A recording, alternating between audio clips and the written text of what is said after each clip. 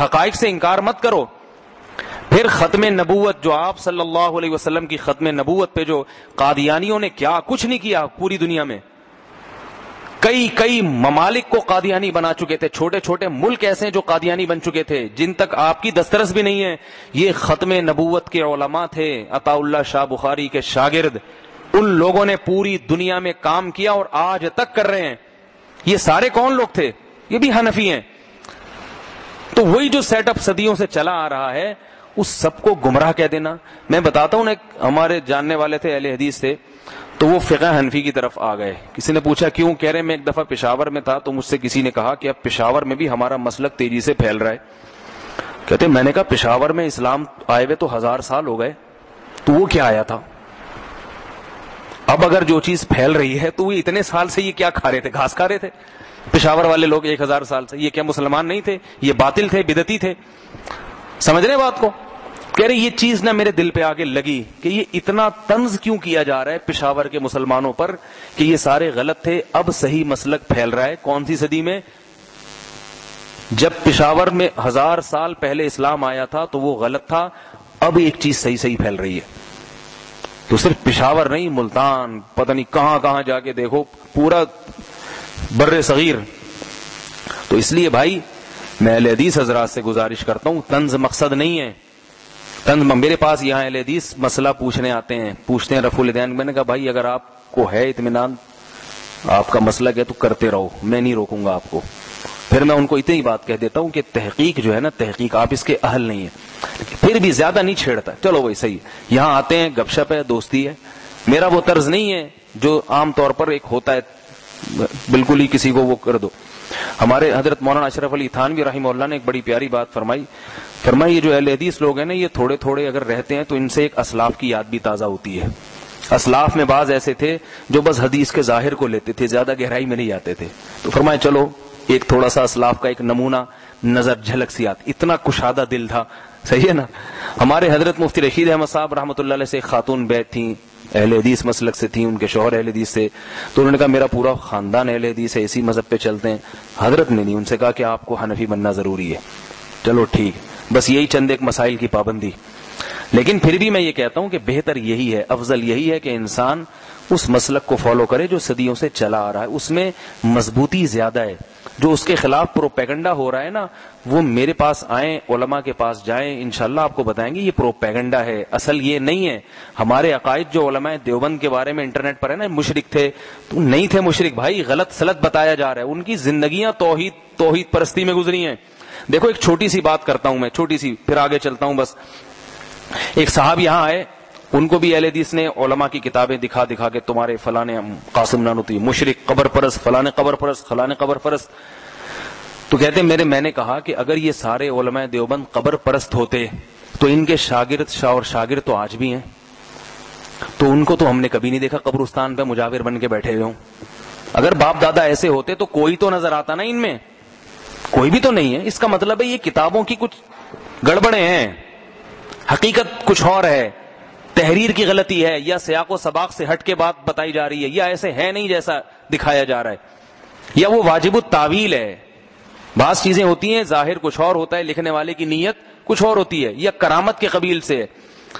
پھر اس کی ایک اور مثال دوں. میں نے انٹرنیٹ پر تبلیغی جماعت کے بارے میں سرچ کیا, عرب علماء کی تبلیغی جماعت کے بارے میں کیا رائے ہے. تو وہاں کے شیخ بن باز کا فتویٰ تھا اس میں نکلنا حرام. میں ٹڑبڑا گیا, میں نے کہا اتنے بڑے عالم بزرگ ماشاءاللہ نیک آدمی, ایسا فتویٰ. اور بھی علماء کا. اب اگر دلیل کچھ اور دیتے نا, جو یہاں پر لوگ اشکالات کرتے ہیں, یوں کرتے ہیں, یوں کرتے, تو بات سمجھ میں بھی آتی. دلیل کیا دی ہے کہ یہ قبر پرست ہیں. یہ کیا ہیں؟ حوالے کتابوں سے, فلاں کتاب میں ان کے اکابر یہ تھے, فلاں کتاب میں. ارے بھائی مشاہدہ کر کے دیکھو, ٹھیک ہے نا. آج تک کسی تبلیغی کو قبر کے سامنے جھکا ہوا دیکھا؟ ایسے واقعات تو بہت ہیں کہ مزاروں پہ جا جا کے جو سجدہ کر رہے ہیں نا, اس کو اٹھا کے سروزہ لگوائے, اس سے بولا ہے اللہ سے ہونے کا یقین. تو ایک کتابوں کی جو ہے نا, کتابوں میں بڑا کچھ ہوتا ہے, گچ پچ کر آ کے پریکٹیکلی دیکھو نا عملی کیا ہو رہا ہے. تو پھر اس نے جو ہے نا, وہ جو جس کو اہل حدیث حضرات نے ورغلایا تھا کہ تمہارے اکابر دیوبندی مشرک, اس نے پھر میرا حوالہ دیا. کہہ رہے میں تو ان کے بیان میں 3-4 سال سے بیٹھ رہا ہوں, ہمیشہ قبر پرستی کے خلاف ہی بیان کیا ہے. اور میرے اکابر سارے علماء دیوبند ہیں. حضرت مفتی رشید احمد صاحب رحمۃ اللہ علیہ میرے شیخ تھے, وہ تھے مولانا عبد الغنی پھول پوری کے خلیفہ, اور عبد الغنی پھول پوری مولانا اشرف علی تھانوی رحمہ اللہ کے. تو یہ سارا سلسلہ ہے. تو میرے بھائی اگر یہ سارے ہمارے باپ دادے قبر پرست ہوتے, حلوے مانڈے والے ہوتے, تو ہم بھی وہی کر رہے ہوتے. جب ہم نہیں کر رہے اس کا مطلب ہے وہ بھی نہیں تھے. تو بڑا فتنہ انٹرنیٹ پر اور ادھر ادھر پھیلایا ہے. تو میں اہل حدیث حضرات سے یہ یوں سمجھ لو کہ یہ بیان ہی انہی کے لیے ہے, ٹھیک ہے نا, یہ بات آ گئی بس اللہ نے کہلوا دی. ان سے گزارش کرتا ہوں امت میں جوڑ پیدا کرو, آگ نہ لگاؤ, فروعی اختلافی مسائل کو ہوا نہ بناؤ, اور سعودی عرب کے جو بعض متشدد علماء ہیں ان سے متاثر نہ ہو. سمجھ رہے ہو بات کو؟ ان میں بھی بعض علماء میں بڑا تشدد ہے سعودی عرب کے, اگرچہ وہ نیک کیوں نہیں ہے, نیک ہونا الگ چیز ہے, لیکن فقاہت, بصیرت, امت کے اجتماعی حالات پہ نظر, یہ ایک الگ چیز ہے. سعودی عرب میں بھی دونوں طرح کے ہیں, بہت سارے ایسے بھی ہیں جو ان چیزوں کو غلط سمجھتے ہیں. میں نے بتایا تھا نا سعودی عرب کے ایک مفتی اعظم کا فتویٰ تراویح کے باب میں بتایا تھا کہ انہوں نے سے کسی نے سوال پوچھا, وہ آل ابراہیم جو شیخ تھے جن کا انتقال ہو گیا, وہ جو شیخ بن باز کے بھی استاذ تھے اور سعودی عرب کے مفتی اعظم تھے وہ شیخ بن باز سے پہلے, ان سے کسی نے 20 رکعت تراویح کا مسئلہ پوچھا تو انہوں نے دلائل دیے کہ بھئی تراویح 20 رکعت ہی سنت ہے, لیکن آگے لکھا کہ بھئی جو 8 پڑھ رہا ہے نا کسی مسجد میں رواج ہے, چھیڑ چھاڑ نہیں کرو, ٹھیک ہے نا. کیوں؟ پھر آگے دلیل دی کہ دیکھو نبی صلی اللہ علیہ وسلم نے بیت اللہ کی 4 دیواری کی تعمیر کو بڑھایا نہیں. کیوں نہیں بڑھایا؟ اس لیے کہ عرب میں فتنہ پیدا ہو جائے گا, یقین نہیں ہے, لڑائی ہوگی, جھگڑا ہوگا, تو جھگڑے کی خاطر بیت اللہ کی دیوار کو چھوٹا رہنے دیا.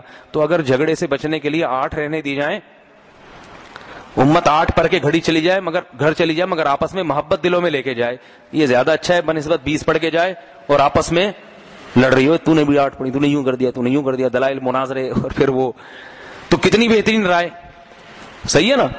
تو ایسے علماء بھی ہیں سعودی عرب میں, ان کو کیوں فالو نہیں کرتے بھائی؟ تو جیسا آدمی ہوتا ہے نا اس کو وہاں اپنے مطلب کی ویسی چیز مل جاتی ہے.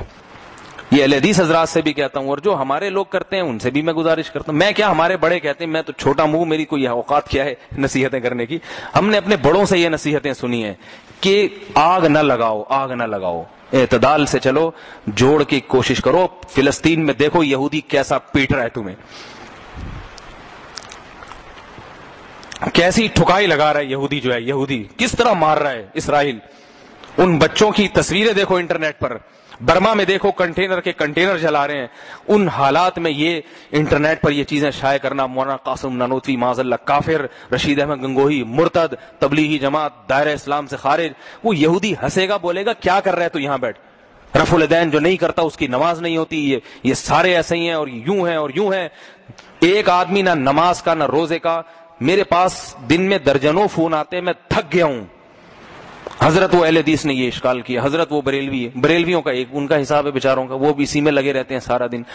میں ایک دفعہ یہاں سے گزر رہا تھا, جمعے کا وقت تھا, تو اس وقت میں امام نہیں تھا یہاں پہ, تو میں اتفاق سے کہیں بس میں یا گاڑی میں, مجھے یاد نہیں, ٹیکسی میں کہ سفر کرتا ہوا جا رہا تھا. تو جو گرین چینل والوں کی ایک مسجد تھی اس کا اسپیکر کھلا ہوا تھا باہر, تو میں نے ان کے بیانات کبھی سنے نہیں عام طور پہ نا, تو مجھے بڑا شوق ہوا کہ سنے تو صحیح, یہ کہتے کیا ہیں, ویسے ہی کہ ان کی بھی تو سنو نا بیچاروں کی, ہو سکتا ہے کوئی صحیح بات کر رہے ہوں. تو جمعے کی تقریر ہو رہی تھی, میں کھڑا ہو کے سننے لگا. تقریر یہ ہو رہی تھی کہ دیکھو میرے بھائیو, ہم جب التحیات پڑھتے ہیں تو ہم کیا پڑھتے ہیں, وَأَشْهَدُ أَنَّ مُحَمَّدًا عَبْدُهُ وَرَسُولُهُ, میں گواہی دیتا ہوں کہ محمد صلی اللہ علیہ وسلم اللہ کے بندے اور رسول ہیں. تھے نہیں. پھر لوگوں سے بولو بھائی, تھے نہیں, ہیں. بڑا مزہ آ رہا تھا مجھے, دل چاہ رہا تھا ان کے ہاتھ چوم لے جا کے. پبلک حیران ہے یار, وہ دیوبندی صحیح ہیں, یہ صحیح ہیں, تھے یا ہیں. تو ہیں کا مطلب کیا ہے, ابھی موجود ہیں, ٹھیک ہے نا. تو کیا کر رہا ہے بھائی تو, پبلک کو کیا بتا رہا ہے. وہ لوگ بھی پھر اسی میں ڈیزائن کے بیٹھے ہوئے ہوتے ہیں, ان کو اسی میں مزہ آ رہا ہوتا ہے. تو جب لوگ بھی ہیں اسی میں خوش ہو رہے ہیں, امام صاحب بھی اسی میں خوش ہیں, تو یہ چیزوں کو ختم کرنا چاہیے. آج اسی پہ بہت بات ہو گئی, یہی انشاءاللہ مفید ہوگی. باقی جو آج ہم نے قرآن کی تلاوت کی ہے نا, وہ انشاءاللہ وہ جلدی سے میں ایک بتا دوں نا, اذا خاطبهم الجاہلون قالوا سلاما. اصل جو بات چل رہی تھی اہل ایمان کی, اسی پر موضوع آیا نا یہاں پہ, کہ جب جاہل کلام کرتا ہے تو سلامتی کی بات کرتے ہیں, خام خواہ کی بحث مباحثہ نہیں کرتے.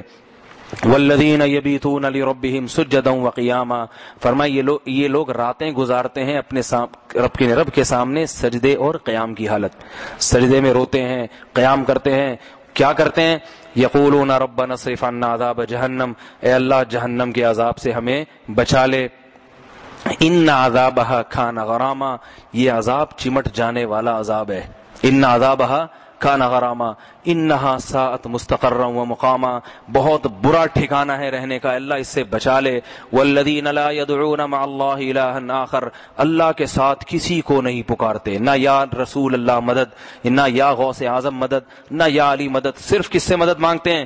اللہ سے۔ ولا يقتلون النفس التي حرم اللہ الا بالحق، کسی نفس کو ناحق قتل نہیں کرتے۔ ولا یزنون، کبھی زنا نہیں کرتے، کبھی زنا نہیں کرتے۔ وَمَن يَفْعَلْ ذَلِكَ يَلْقَ أَثَامًا، فرمایا جو شخص یہ کام کرے گا، زنا کرے گا یا شرک کرے گا یا قتل کرے گا، یلقى أثاما، بہت سخت گناہ سے ملاقات کرے گا، وہ بہت بڑا مجرم بنے گا۔ يضاعف له العذاب يوم القیامہ، قیامت کے دن اس کے عذاب کو بڑھا کے دیا جائے گا، سخت عذاب میں ڈالا جائے گا۔ وَيَخْلُدْ فِيهِ، مہانہ ذلیل ہو کر اس میں پڑا رہے گا۔ إِلَّا مَن تَابَ، کیسی اللہ کی رحمت ہے دیکھو، فرمایا ہاں الا من تابا، کسی سے ہوا اور توبہ کر لی، سچی توبہ کر لی، معاف کر دے اللہ اب نہیں کروں گا۔ وہ آمنا، عقیدہ بھی درست کر لیا، اب تک یا رسول اللہ مدد، یا غوث اعظم مدد، نبی کو حاضر ناظر مشکل کشا سمجھتا رہا، اب خیال آیا تو توبہ کر لی، اب نہیں مانگوں گا کسی اور سے، اب صرف اللہ سے مانگوں گا۔ آمنا وعمل صالحا، اور آئندہ کے لیے اپنے اعمال کو درست کر لیا۔ فاولئک یبدل اللہ سیئاتہم حسنات، فرمایا ان کی برائیوں کو نیکیوں سے بدل دوں گا۔ توبہ جب بہت تگڑی ہوتی ہے نا تو برائیاں بھی نیکیاں سے بدل جاتی ہیں۔ فرمایا وکان اللہ غفور الرحیم، کیونکہ اللہ بڑا معاف کرنے والا اور بڑا رحم کرنے والا ہے۔ ومن تاب وعمل صالحا، کیوں قبول نہیں کرے گا توبہ؟ اس کا جواب دیا جا رہا ہے کیونکہ فرمایا جو توبہ کرتا ہے اور نیک عمل کرتا ہے فإنہ یتوب الی اللہ متابا، وہ کسی انسان سے معافی تھوڑی مانگ رہا ہے۔ انسان کا دل ہے تنگ، انسان تانا دیتا ہے کہ اتنی بڑی غلطی کر کے اب کس منہ سے مانگ رہا ہے، جب تک سزا نہیں ملے گی معافی نہیں ہے۔ تو اللہ فرماتے ہیں اتنے بڑے بڑے جرائم توبہ کے بعد کیوں معاف کر دیتا ہوں؟ اس لیے کہ اس نے کس کی رحمت کا دروازہ کھٹکھٹایا؟ کس کا دروازہ کھٹکھٹایا اس نے؟ یتوب الی اللہ متابا، فرمایا یہ کس کا دروازہ کھٹکھٹا رہا ہے؟ یہ اللہ سے مانگ رہا ہے، اللہ سے۔ تو کیسے ہو سکتا ہے اتنا بڑا بادشاہ جس کی رحمت ہر چیز پر غالب، اس سے بھیک مانگے اور وہ اسے بھیک نہ دے اپنی رحمت کی؟ یہ ممکن نہیں ہے۔ الا من تاب وآمن وعمل صالحا، آگے فرمایا والذین لا یشہدون الزور، یہ لوگ ہیں جو جھوٹ میں شرکت نہیں کرتے۔ وَإِذَا مَرُّوا بِاللَّغْوِ مَرُّوا كِرَامًا، یہ جھوٹی گواہی نہیں دیتے، یہ بھی مفہوم ہو سکتا ہے۔ اور فرمایا اذا مروا باللغو مروا کراما، جہاں لہو و لعب اور لغویات ہوں تو عزت کے ساتھ گزر جاتے ہیں۔ اس میں گانے بجانے کی محفلیں، شراب کی محفلیں، موسیقی اور رقص و سرور کی محفلیں، فرمائے ان محفلوں میں شرکت نہیں کرتے۔ کہیں آواز بھی آ رہی ہو تو شرافت کے ساتھ منہ نیچے کر کے گزر جاتے ہیں کہ یہ دنیا پرستوں کے کام ہیں۔ جو آخرت کا متلاشی ہوتا ہے وہ ان چیزوں میں دلچسپی نہیں لیتا۔ آج فلسطین میں مسلمان بچوں کے سروں سے فٹ بال کھیلا جا رہا ہے، اسے کوئی دیکھنے کے لیے تیار نہیں، اور بین الاقوامی جو فٹ بال کے میچ لگے ہوئے ہیں نا ان میں دیکھو کتنی دلچسپی، ہارنے پر رو رہے ہیں، ہارنے پر۔ کرکٹ کے میچوں کا یہ حشر ہوتا ہے۔ برما میں کنٹینر کے کنٹینر جل جاتے ہیں، قتلے بنتے ہیں، کسی کی آنکھ سے ایک آنسو نہیں گرتا۔ پاکستانی ٹیم ہار کے آتی ہے، بے ہوش پڑی ہوتی ہے قوم، تو اللہ پوچھے گا نہیں قیامت میں کہ ان لہو و لعب میں اتنی دلچسپی کیوں لے رہے ہو؟ تو اہل ایمان لہو و لعب سے دلچسپی نہیں لیتے، وہ لہو و لعب جو ان کو اللہ کی یاد سے غافل کر دے۔ کھیل کود اسلام میں حرام نہیں ہے، کھیلو گلی محلے میں، میدان میں کھیلو، جائز ہے، تفریح جائز، تصویر جائز ہے، لیکن ان چیزوں میں اتنی دلچسپی، اہم چیزوں کو بھول کر ان سارا دن ٹی وی کے آگے بیٹھا رہتا ہے، اور ایسے جذبات، ہار گیا تو کیا ہو گیا بھائی، ہار گیا تو ہار جیت تو بچوں کا کھیل ہے، اس میں کیوں اتنا دل کی دھڑکنیں اتنی تیز کیوں ہو رہی ہیں؟ تو اللہ نے کیا فرمایا، اذا مروا باللغو مروا کراما والذین اذا ذکروا بآیات ربہم لم یخروا علیہا صما وعمیانا، فرمایا جب ان کے سامنے رب کی آیات پڑھی جاتی ہیں، انہیں جب نصیحت کی جاتی ہے، اللہ کی آیات، قرآن کی آیتیں کہ یہ کرو یہ نہ کرو، لم یخروا علیہا صما وعمیانا، تو اندھے اور بہرے ہو کے نہیں گزرتے، جیسے پتہ ہی نہیں کیا کہا، فوراً کان لگاتے ہیں ہمارا رب ہمیں کیا کہہ رہا ہے۔ دنیا دار آدمی کافر وہ کیا کرتا ہے، مجھے کیا رب نے کہا کچھ یا نہیں کہا، میں تو وہ کہوں گا جو میرے باس نے کہا، جو میری بیوی نے کہا، جو میرے دوست نے کہا، اللہ کیا کہتا ہے یہ تو مولویوں کی باتیں ہیں، اندھا بہرا ہو کے گزر جاتا ہے۔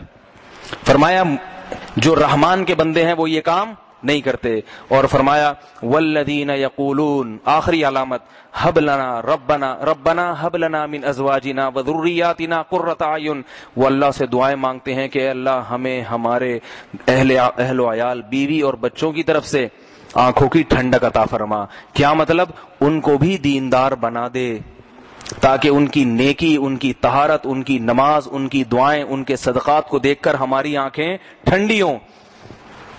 جب گھر کا سربراہ نیک ہوتا ہے تو اس کو بیوی نماز پڑھتی ہوئی اچھی لگتی ہے کہ نہیں لگتی؟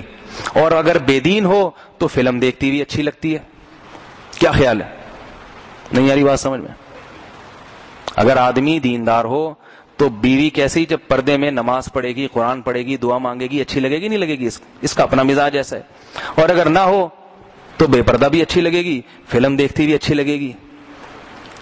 تو اللہ نے کیا فرمایا، اسی طرح اولاد کا معاملہ ہے، اگر آپ کے دل میں جذبہ ہے تو آپ کو اپنے بچے نماز پڑھتے ہوئے اچھے لگیں گے، قرآن کی تلاوت کرتے ہوئے اچھے لگیں گے، صدقات و خیرات کرتے ہوئے اچھے لگیں گے۔ ہمارے حضرت فرماتے تھے، خواتین کو نصیحت کرتے تھے کہ جب کسی کو صدقہ کرو تو اپنے بچوں کے ذریعے کروایا کرو، بچے سے کہو بیٹا جاؤ فلاں کو پیسے دے کر آؤ، تاکہ بچے میں اللہ کی راہ میں مال خرچ کرنے کا جذبہ پیدا ہو۔ تو اللہ کیا فرما رہے ہیں، ایمان والے یہ دعائیں مانگتے ہیں کہ اللہ ہمیں ہماری بیویوں کی طرف سے، ازواجنا وذریاتنا، اور اولاد کی طرف سے آنکھوں کی ٹھنڈک دے۔ کیا مطلب، گھر کے ماحول کو بھی اچھا بنا دے۔ وجعلنا للمتقین اماما، اور ہمیں متقین کا امام بنا۔ کیا مطلب، امام تو ہم ہیں، سربراہ تو ہم ہیں، لیکن ہمارے ماتحت لوگ فاسق فاجر نہیں ہونے چاہیے، شرابی کبابی نہیں ہونے چاہیے، ہماری اولاد اور ہمارے بیوی بچے تیرے نافرمان نہیں، ورنہ ہم کس کے امام بنیں گے؟ فاسقین کے۔ تو ہمیں متقین کا امام بنا، متقین کا۔ اور آگے اللہ نے فرمایا اولئک یجزون الغرفۃ بما صبروا، جس کے اندر یہ علامات ہیں نا، یہ علامات، یہ وہ لوگ ہیں، اللہ ہاتھ سے گویا اشارہ کر رہے ہیں۔ اولئک جب ہاتھ سے اشارہ کیا جاتا ہے نا، اس وقت کہا جاتا ہے، فرمایا اولئک، یہ لوگ، یہ جن میں یہ علامتیں تمہارے سامنے ہیں جو میں نے بتا دی، فرمایا یہ وہ لوگ ہیں، یجزون الغرفۃ بما صبروا، فرمایا ان کو جنت کے بالا خانے دیے جائیں گے اس صبر کی وجہ سے جو انہوں نے دنیا میں کیا ہے۔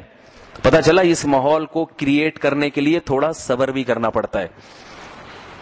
فلمیں لانے کے لیے کوئی صبر، گھر میں لائیں، نیٹ لگا دیں، صبح شام فلمیں دیکھیں، اس کے لیے صبر کی ضرورت نہیں، بے صبری اس کے لیے بہت مفید ہے، بے صبری سے یہ کام بہت اچھا ہوتا ہے۔ اور ماحول بنانے کے لیے، خود کو بنانے کے لیے صبر چاہیے۔ فرمایا یہ وہ لوگ ہیں کہ انہوں نے چونکہ صبر کیا، اس صبر کے بدلے میں ان کو جنت کے بالا خانے، دنیا میں بھی ان کا گھر کا ماحول جنت بنے گا، اور آخرت میں بھی ان کو جنت کے بالا خانے دیے جائیں گے۔ وَيُلَقَّوْنَ فِيهَا تَحِيَّةً وَسَلَامًا، اور ہر طرف سے ان کو سلامتی کی جنت میں صدائیں آئیں گی، ہر طرف سے ان کو سلام کیا جائے گا۔ آگے اللہ نے سورت کو ختم کیا، قُلْ مَا يَعْبَأُ بِكُمْ رَبِّي لَوْلَا دُعَاؤُكُمْ، دیکھو تمہارے رب کو تمہاری کوئی پرواہ نہیں ہے اگر تم اس کو نہیں پکارتے، اس کو نہیں مانتے۔ اس کو مانو گے تو سب باتوں پر عمل بھی ہوگا، اور تمہارا رب تمہیں چاہے گا، محبت کرے گا۔ نہیں کرتے، کفر میں مر جاتے ہو، کوئی پرواہ نہیں۔ ما يعبأ بكم ربي لولا دعاؤكم فقد كذبتم فسوف يكون لزاما، اور اگر تم انکار کرتے ہو نا، جیسے کہ کر رہے ہو، اکثریت تو انکار ہی ہے، اکثریت کو تو باتیں سمجھ میں نہیں آتی ہیں۔ فرمایا فسوف يكون لزاما، تو جہاں صبر کرنے والوں کے لیے جنت ہے، ان قریب تمہارے لیے جہنم ہے جو تم سے چمڑ جائے گی، لزام ہے، وہ تم سے علیحدہ ہونے والی نہیں ہے۔ اللہ تعالی ہمیں عباد الرحمن میں شامل کر لے، اور اہل نار سے، اہل جہنم والے اعمال سے اللہ ہمیں بچا لے۔ اللہ تعالیٰ سمجھنے کی، عمل کی توفیق عطا فرمائے۔ وما علینا